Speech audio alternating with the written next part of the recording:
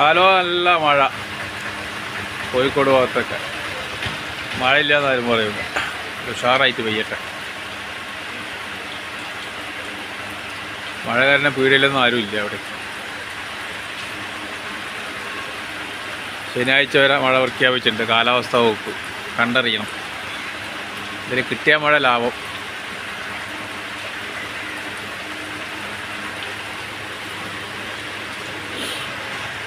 നമ്മുടെ സ്നേഹിതൻ്റെ പച്ചക്കറി കടയാണ്.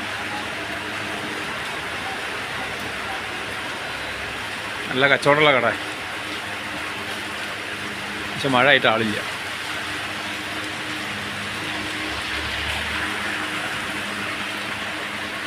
സാധനങ്ങളൊക്കെ ചീപ്പ് റേറ്റ് കേട്ടോ. Wholesale rate.